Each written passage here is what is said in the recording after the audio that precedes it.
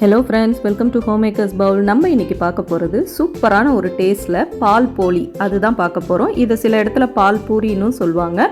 இந்த யுகாதிக்கு இந்த போலியை நீங்கள் எல்லோரும் செஞ்சு பாருங்கள். நம்ம யூஸ்வலாக நிறைய விதமான போலிகள் பார்த்துருப்போம். ரவா போலி, சக்கரவள்ளி கிழங்கு, பருப்பு போலி, தேங்காய் போலின்னு நிறைய பார்த்துருப்போம். இந்த போலி செம டேஸ்ட்டாக இருக்கும். பசங்க எல்லோரும் விரும்பி சாப்பிடுவாங்க. ஒரு ட்ரை பண்ணி பாருங்கள். வாங்க டீட்டெயில் ரெசிபியை வீடியோக்குள்ளார போய் பார்க்கலாம். இதுக்கு முதல்ல 1 கப்பு மைதா மாவு எடுத்துக்கோங்க. உங்களுக்கு மைதா மாவு விருப்பம் இல்லைனா கோதுமை மாவு எடுத்துக்கலாம். ஆனால் அந்த மைதா மாவில் செய்யும் பொழுது தான் இந்த போலி வந்து சூப்பராக இருக்கும் டேஸ்ட்டு. 1 கப்பு மைதா மாவுக்கு ஒரு 3 டேபிள் ஸ்பூன் அளவுக்கு ரவா, அதாவது 1/4 கப்புக்கும் குறைவாக ரவா எடுத்துக்கோங்க. ரவையை வந்து கொஞ்சம் மிக்சியில் சேர்த்து நல்லா வந்து கொஞ்சம் மைய அரைச்சிட்டு சேர்த்துக்கோங்க. இந்த மாதிரி அரைச்சிட்டு நீங்கள் ரவையை சேர்க்கும் பொழுது போலி வந்து கொஞ்சம் நல்லா கிறிஸ்பாக நல்லா வரும். அதாவது நம்ம பாலில் ஊற்றி நம்ம சாப்பிடும் பொழுது அது சாஃப்டாக ஆகிடும். ஆனால் அந்த ரவை வந்து ரொம்ப மாதிரி கரகரன்னு இருக்கும். இந்த மாதிரி சேர்த்துக்கோங்க, நல்லாவே இருக்கும். இப்போ வந்து 1/2 டீஸ்பூன் நெய் சேர்த்துட்டு நல்லா வந்து ஃபஸ்ட்டு பிசைஞ்சு விடுங்க. அந்த நெய் பரவலாக எல்லா மாவுலேயும் நல்லா பரவட்டும். அதுக்கப்புறம் பூரிக்கு பிசைகிற மாதிரி கொஞ்சம் கொஞ்சமாக தண்ணி விட்டு நல்லா கெட்டிமாக பிசைஞ்சிக்கோங்க. ஆனால் மாவு வந்து நல்லா சாஃப்டாக இருக்கணும். அதுக்கு தகுந்த மாதிரி தண்ணி ஊற்றிக்கோங்க. ஊற்றி நல்லா இந்த மாதிரி செஞ்சு எடுத்துக்கோங்க. நம்ம வந்து இந்த மாவை வந்து ஒரு 1 மணி நேரம் கிட்ட நம்ம ஊற விடணும். இல்லைனா இந்த இடிக்கல் இருக்கு இல்லையா, நம்ம பொதுவாக வந்து இஞ்சி பூண்டெல்லாம் இடிப்போம் இல்லையா, அந்த கல்லை வச்சு நல்லா அழுத்தம் கொடுத்து இடித்து விட்டிங்கன்னா மாவு சாஃப்டாக ஆகிடும். இல்லையா பரோட்டாக்கு பிசைகிற மாதிரி நல்லா வந்து கையால் திரட்டி விட்டுக்கோங்க. மாவு வந்து நல்லாவே சாஃப்டாக இருக்கும். இப்போ இது 1 மணி நேரம் ஊறட்டும்.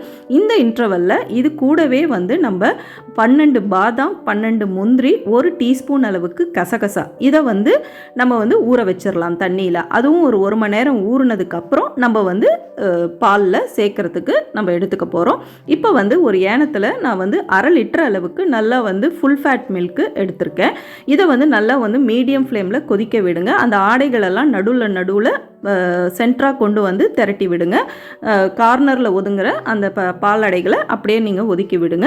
இப்போ வந்து நம்ம ஊறி இருக்கிற பாதாம், முந்திரி, கசகசாவை நல்லா அரைச்சி விட்டுறலாம். அரைச்சி விட்டுட்டு அந்த விழுதை வந்து இதில் நம்ம சேர்த்துக்கலாம்.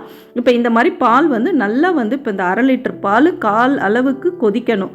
பால் வந்து அப்போ கொதித்து வந்தால் தான் நமக்கு வந்து அந்த டேஸ்ட் வந்து சூப்பராக கிடைக்கும். இப்போ நம்ம அரைச்ச அந்த பாதாம், முந்திரி, கசகசா விழுதை இதில் நம்ம சேர்த்துடலாம். சேர்த்துட்டு இது கூடவே கொஞ்சம் அந்த மிக்ஸி ஜாரில் பாலையும் சேர்த்து நல்லா வந்து அலசிட்டு அதையும் சேர்த்துக்கோங்க.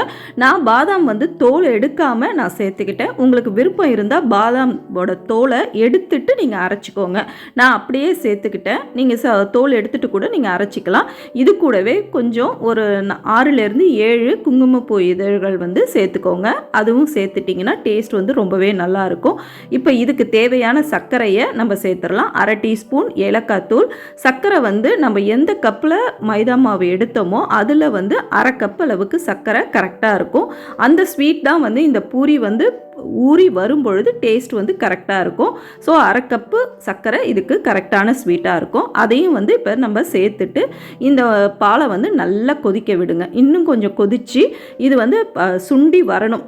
இப்போ நம்ம ஏனத்தில் நம்ம 1/2 லிட்டர் பால் எடுத்தோம்னா அது வந்து நல்லா சுண்டி நல்லா சூப்பராக திக்காக வரணும். ஏன்னா இந்த விழுதெல்லாம் சேர்த்ததுக்கப்புறம் ரொம்பவே நல்லா வந்து திக்காகிடும். அந்த ஸ்டேஜில் அது கொதிச்சிட்டு இருக்கட்டும்.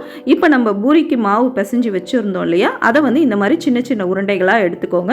நம்ம வந்து உள்ளங்கை சைஸுக்கு நீங்கள் திரட்டினீங்கன்னா போதும். ஏன்னா ரொம்ப பெருசாக திரட்டிட்டு அதை வந்து நீங்கள் பாலில் முக்கி எடுக்கும் பொழுது பார்க்க நல்லா இருக்காது. குட்டி குட்டியாக நீங்கள் உள்ளங்கை சைஸுக்கு திரட்டிக்கோங்க.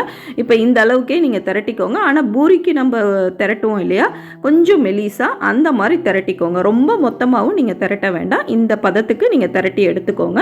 இப்போ இதை வந்து நம்ம எண்ணெயில் பொரிச்சு எடுத்துடலாம். இப்போ பால் வந்து எந்த அளவுக்கு இருக்குன்றதை நம்ம பார்த்துடலாம். இதே மாதிரி நான் எல்லா பூரியையும் செஞ்சு வச்சுட்டேன். இது இருக்கட்டும். இப்போ வந்து நம்ம பால் எந்த ஸ்டேஜில் இருக்குதுன்னு பார்க்கலாம். அதை பாருங்கள், குங்குமப்பூலாம் சேர்த்ததுனால அந்த கலரும் அந்த இதுவுமே டேஸ்ட் எந்த அளவுக்கு திக்காக இருக்குது பாருங்கள். இந்த அளவுக்கு சுண்டுனோடனே நீங்கள் பாலை எடுத்து ஒரு ஓரம் வச்சுடுங்க. இப்போ வந்து இதே அடுப்பில் நம்ம வானல் வச்சு எண்ணெய் ஊற்றி நம்ம வந்து பூரியை பொரித்து எடுத்துடலாம். பூரி வந்து பொரிக்கும் பொழுது உங்களுக்கு சப்பையாக வந்தால் கூட பரவாயில்ல. நம்ம எப்படியுமே பாலை ஊற்றி நல்லா வந்து அதை வந்து ஊற தான் வைக்க போகிறோம். அதனால் பூரியை வந்து எப்போவும் நம்ம போட்டு எப்படி எடுப்போமோ அந்த மாதிரி நீங்கள் எடுத்துக்கோங்க. இந்த மாதிரி நம்ம எல்லா பூரியையும் போட்டு எடுத்துடலாம். எடுத்ததுக்கப்புறம் இதை எப்படி வந்து பரிமாறும் பொழுது எப்படி பரிமாறணுன்றதை நம்ம அடுத்த வீடியோவில் காமிக்கிறேன். நம்ம சேனலை ஃபஸ்ட் டைம் பார்க்குறவங்களா இருந்தால் இந்த வீடியோவை லைக் பண்ணிவிட்டு ஹைப்புன்ற பட்டனையும் அழுத்தி விடுங்க. ஃப்ரெண்ட்ஸ் அண்ட் ஃபேமிலிக்கும் ரெசிபி பிடிச்சிருந்துச்சுன்னா ஷேர் பண்ணுங்கள். நம்ம சேனலையும் சப்ஸ்கிரைப் பண்ணிவிட்டு பெல் ஐக்கானையும் தட்டி விடுங்க. அப்போ தான் இந்த மாதிரியான இன்ட்ரெஸ்டிங்கான வீடியோஸ் உங்களுக்கு நோட்டிஃபிகேஷன் காமிக்கும். ஸோ இப்போ பூரிகளை இந்த மாதிரி பொரிச்சு நம்ம எடுத்துடலாம். எடுத்துட்டு இப்போ இதை எப்படி வந்து பால் ஊற்றி நம்ம சர்வ் பண்ணுறதுன்றதை நம்ம பார்க்கலாம். இப்படியே நான் அடுத்தடுத்த பூரிகளையும் எடுத்து ஃபஸ்ட்டு ரெடி பண்ணி வச்சுக்கோங்க. வச்சுட்டு இப்போ நீங்கள் வந்து இதே பாலில் அப்படியே நீங்கள் முக்கி அப்படியே கூட நீங்கள் பிளேட்டில் வச்சு சர்வ் பண்ணலாம். ஆனால் நான் கொஞ்சம் நட்ஸை வந்து ஸ்லைஸ் பண்ணி வச்சுருக்கேன் அந்த நட் ஸ்லைசரில். அதை வந்து மேலே அப்படியே தூவி விட்டு நீங்கள் பரிமாறும் பொழுது ரொம்பவே நல்லாயிருக்கும். இந்த மாதிரி ஸ்டேஜில் கூட நீங்கள் இந்த மாதிரி அழகாக எடுத்து பரிமாறலாம்.